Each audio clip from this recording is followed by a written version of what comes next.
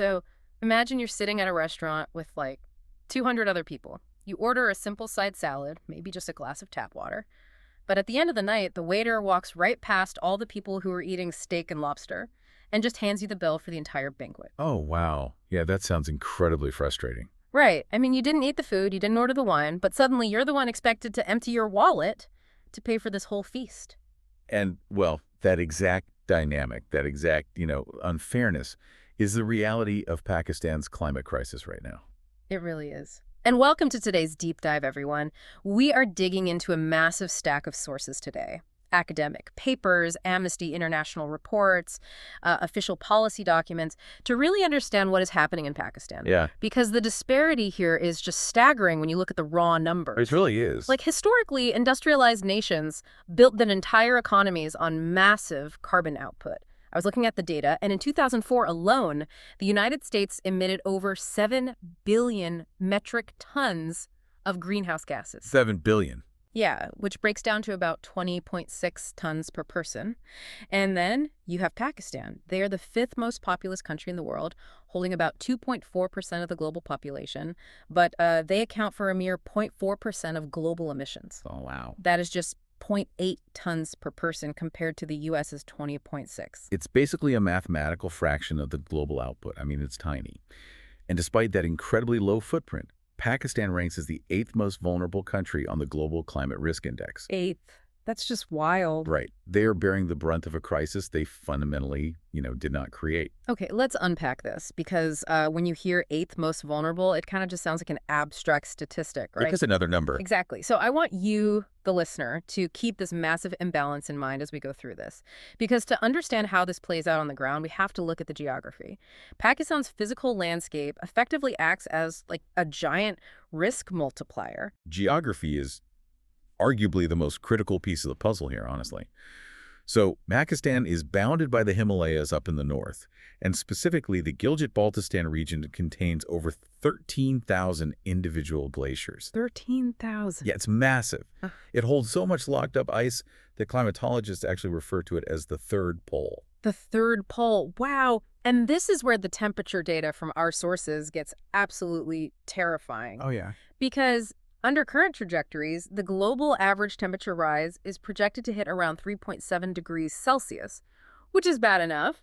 But because of how the atmospheric currents interact with that specific mountain topography, Pakistan's projected rise is this amplified, scorching 5.3 degrees Celsius. Which is just a catastrophic jump. It is. And get this, parts of this mountainous region recently recorded temperatures over 48 degrees Celsius. That's what, nearly 120 Fahrenheit? Yeah, 118 degrees Fahrenheit. And that's in a region sitting 1,200 meters above sea level. Like, it shouldn't be that hot up there. What's fascinating here, and terrifying really, is how that extreme heat disrupts a system that has been in, dynamic equilibrium for millennia. The entire Indus Basin system down south, which feeds the agriculture in the major cities, relies on a slow, steady melt of those exact glaciers. Right, a slow drip. Exactly. So when you suddenly inject 48-degree heat into the third pole, you fundamentally break that equilibrium. And by the way, when you disrupt a massive weather anchor like the Himalayas, you aren't just changing local weather. You're actively altering global jet streams and atmospheric moisture patterns. It makes me think of those glaciers as, like, the country's ultimate savings account for fresh water. Oh, that's a good analogy. Right, like they're supposed to pay out a little bit of interest every single year to sustain the rivers, but this extreme heat is causing a massive bank run on that water. That's exactly what it is. And the mechanism of that bank run is incredibly violent.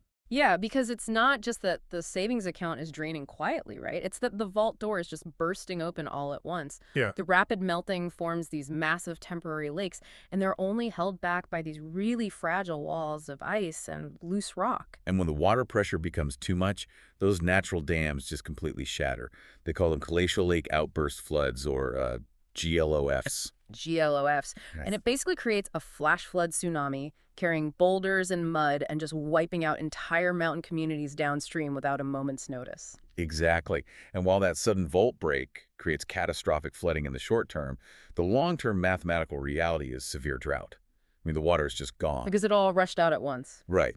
Just to give you the numbers, in 1951, the per capita surface water availability in Pakistan was about 5,260 cubic meters. By 2016, that had plunged to approximately 1,000 cubic meters. Man, that is a steep drop. It's a cliff edge. And current trajectories show it dropping to 860 cubic meters by 2025. This isn't a gradual decline. Pakistan is officially shifting from a water-stressed nation to a fully water-scarce nation. So we had this environmental breakdown, right? Glaciers melting into superfloods, followed by creeping water scarcity. But, a dropping water table and rising temperatures don't just happen in a vacuum. The human toll on the 240 million people actually living through this is just staggering. If you look at the 2022 floods alone, the statistics read like the aftermath of a major war. I mean, we were talking about 33 million people affected. 33 million, that's like the entire population of some countries. Easily. 8 million people were physically displaced from their homes. There were nearly 1,700 confirmed deaths, and the economic losses, estimated at $15.2 billion.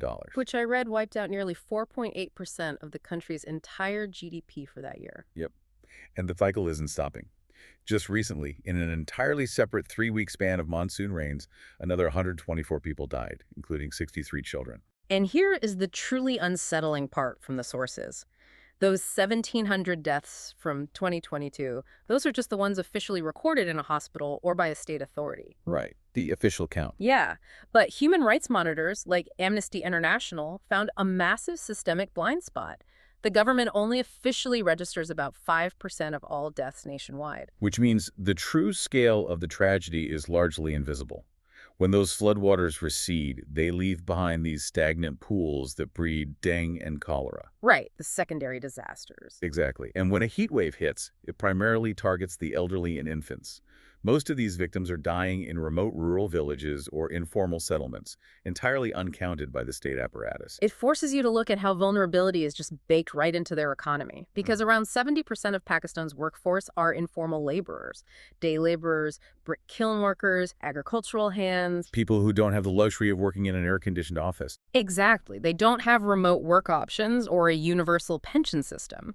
So when a 50 degrees Celsius heat wave hits, they face this lethal biological choice. Do you go out into the sun and risk a fatal heat stroke, or do you stay in the shade and watch your family starve? It's a terrible choice. Yeah. The human body physically cannot cool itself. Once the ambient temperature and humidity reach a certain threshold, the sweat just won't evaporate. Right, the wet bulb temperature. Yeah. Your internal organs literally begin to cook. Yet millions of laborers are forced out into those exact conditions every single day. There is this specific anecdote in the sources that grounds all this abstract data in such a haunting reality.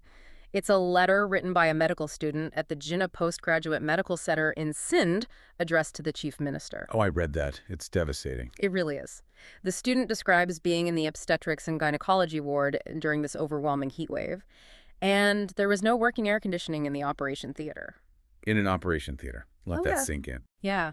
A pregnant woman was undergoing a C-section. She's lying on the bed, surgically cut open, just dripping in sweat, unable to move, and in severe pain, begging someone to just bring her a fan.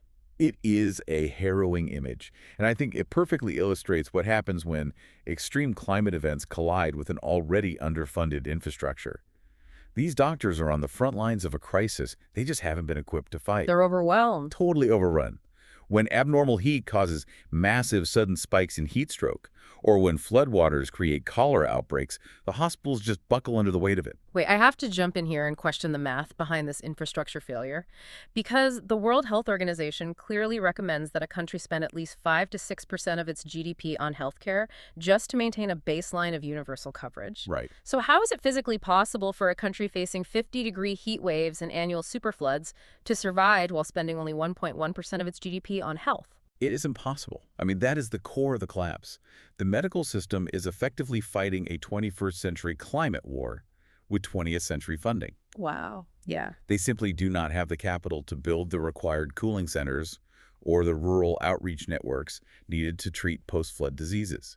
So if the hospitals are collapsing and the economy is taking a $15 billion hit from a single flood season, somebody has to foot this massive bill. Who is actually paying for this reconstruction? Well, this raises a really important question, and it introduces a highly complex debate in the sources around global versus local accountability. The blame game. Exactly. From the international perspective, The Pakistani government stance is unequivocal. They say the industrialized international community caused this atmospheric disruption through centuries of greenhouse gas emissions. Which mathematically we saw as true. Right. Therefore, under the principle of climate justice, the global north must help pay for the damages. Pakistan actually acted as a pathfinder country, pushing for the UN's Loss and Damage Fund based on this exact argument. Hold on, they've been fighting for that. But is the global community actually stepping up? Because following the 2022 floods, there was a massive UN donor conference where wealthy nations pledged something like $10 billion to Pakistan. Yes, there were huge headlines about that. But if I remember correctly from the notes, by 2024, only $2.8 billion of those pledges had actually materialized. So is the international community just making empty promises for good PR while the country drowns? That is a major, major criticism. And furthermore, much of the assistance that did actually arrive came in the form of loans. Loans, so they have to pay it back. Yes, which only adds to the country's sovereign debt crisis rather than functioning as true climate compensation. Okay, but let me play devil's advocate here, just looking at both sides of the source material. Is pointing the finger at the global north just a highly convenient way for local officials to dodge accountability for their own mismanagement? I mean, spending only 1.1% on healthcare is a domestic policy choice, right? It absolutely is. And local climate experts in Pakistan are actively making that exact argument. For instance, climate expert Ali Tucker Sheikh has a brutal assessment of this. He blunt force calls the current devastation a cost of inaction by the government. A cost of inaction. That's strong. Yeah. He argues that you can't just blame the sky for the fatalities. Many of the deaths in provinces like Punjab and Khyber Pakhtunkhwa weren't just the unavoidable result of heavy rain. They were the result of a complete failure in urban planning. Right. The sources mentioned the Kachiabadis, the informal settlements. Because of rapid rural to urban migration, like people fleeing dried up farms to find work in the cities, over 50% of the urban population is living in these slums. And because the government hasn't provided organized zoning or affordable housing, desperate people end up building poorly constructed brick and tin houses directly on dry riverbeds. Which is just a ticking time bomb. Exactly. When the monsoon hits, the river just reclaims its natural path. If you build a concrete wall in a floodplain without civil engineering oversight, the river will sweep it away, and the people inside it too. So we have these two competing realities that we have to synthesize here without taking a side. On one hand, Pakistan is objectively a victim of a global carbon emission system it did not benefit from. Right. The physics of glacial melts and heat anomalies are a direct result of global atmospheric changes driven by other wealthier nations. True. But on the other hand, the sheer volume of fatalities and the extent of the economic damage are heavily compounded by domestic realities. Disorganization, a lack of resilient urban planning, and a policy environment that experts describe as reform-averse. So it's both. Exactly. Yeah. The evidence makes it clear that global emissions and local governance failures are basically operating like a pair of gears, grinding together to create this disaster. Here's where it gets really interesting, though. Because if we move past the political blame game, there are engineers, farmers, and policymakers on the ground right now actively deploying some incredibly sci-fi sounding solutions to actually survive this. Yeah, the adaptation strategies are fascinating. Let's talk about the mechanics of this path forward. Well, survival requires adaptation, and the focus is heavily on high-tech agriculture and water management, which makes perfect sense given the severe water scarcity trajectory we discussed earlier. For instance, they are heavily investing in the Umerkant biosaline model. Okay, let's break that down, because biosaline sounds like a corporate lab experiment. What does that actually look like in a farmer's field? So, when floodwaters recede, they often leave the soil heavily waterlogged and choked with salt, basically turning fertile farmland into a dead zone. The biosaline model is an agricultural technique where they stop trying to fight the salt and instead they adapt to it. How so? They cultivate highly specific, salt-tolerant plant species, and they even integrate fish farming right into the brackish water. They're literally engineering ways to pull calories out of ruined land. That is brilliant. And they're doing the same thing with irrigation. I was reading about this nanopore irrigation they're bringing. Oh, the Chinese technology, yes. Yeah. Rather than blasting a field with heavy sprinklers that waste massive amounts of water and diesel fuel, this tech uses microscopic membranes. It basically mimics the exact way a plant's roots naturally suck up water. Right, it's plant-driven. Exactly. Yeah. The water only seeps through the membrane when the root chemically asks for it by changing the surrounding pressure. It operates on ultra-low pressure, reducing energy use by up to 70% while saving massive amounts of water. It's highly efficient. And they are also piloting responsive drip irrigation, or RDI, which works on a similar plant-driven feedback loop to drastically cut down fertilizer and water waste. Furthermore, they're investing in vertical farming and aeroponics, specifically for foundational crops like potato seeds. Aeroponics is just wild to me. You aren't even using soil. You are suspending the roots in the air and misting them with precisely calibrated nutrients, controlling the LED lighting, the humidity, and CO2 levels in a stacked indoor environment. It's a completely controlled system. To me, this whole movement feels like a developing country looking at traditional landline telephones, realizing they don't have the time or money to lay all that copper wire across the mountains, and deciding to just skip straight to mobile phones. That is a fantastic analogy. Pakistan is attempting to leapfrog traditional agricultural development, hmm bypassing 20th century farming and going straight to nanopore tech just to survive the climate shift. It is absolute leapfrogging out of sheer necessity, and that philosophy extends beyond agriculture into massive infrastructure overhauls too. Following the 2022 destruction, the government introduced the 4RF strategy. 4RF, what does that stand for? It stands for Rehabilitation, Reconstruction, Restoration, and Resilience. Okay, but how does that translate from a bureaucratic acronym into physical reality on the ground? Well, it's being backed by the National Flood Protection Plan, which is a 194 billion rupee initiative. And crucially, it isn't just about pouring more concrete to build taller walls against the rivers, because we already know that fails. It involves nature-based solutions, like the Living Indus project. Yes, I loved reading about this. Instead of fighting nature, they are trying to weaponize it to protect the cities. Exactly. Green urban infrastructure means ripping up the concrete that causes those flash floods and replacing it with restored urban forests and natural wetlands. These areas act like giant sponges, absorbing the floodwater safely into the ground rather than letting them tear through neighborhoods. It's working with the ecosystem instead of against it. And if we connect this to the bigger picture of prevention, they've also rolled out a national clean air policy. They're actually aiming to reduce their own emissions by 70% by the year 2040. Wow, 70%. Yeah, they are pushing for the decarbonization of their transport sector by incentivizing electric vehicles, and they've approved a 10,000 megawatt solar project to shift their energy grid away from imported expensive fossil fuels. So we've covered a lot of ground today, and I want to bring this back to you, the listener. What does this all mean for you? Why should you, sitting in North America or Europe or wherever you are right now, care about a seemingly localized climate crisis and some experimental farming in South Asia? It's a fair question. Well, aside from the obvious human rights element, you have to realize that Pakistan is a massive global agricultural hub. There is a disruption everywhere. The global food supply is deeply, deeply interconnected. It is estimated that with just a 1 degree Celsius rise in temperature, Pakistani wheat yields will decline by 6 to 9%. And when a country of 240 million people, a country that is traditionally self-sufficient in food, suddenly faces a massive shortfall, they have to go out into the global market to feed their people. In the last 2 years alone, Pakistan was forced to import $1.77 billion worth of wheat. And when a buyer of that sheer size suddenly enters the market out of desperation because their own fields are flooded or scorched, it creates a massive vacuum. It changes everything. It does. It strains global supply chains and directly drives up the cost of commodities worldwide. Exactly. It drives up food prices at your local grocery store. The instability caused by climate change doesn't respect national borders. It travels invisibly through the global economy. Which brings us to a final, lingering question raised by the sheer, unprecedented scale of the displacement we are seeing here. Yeah, let's hear it.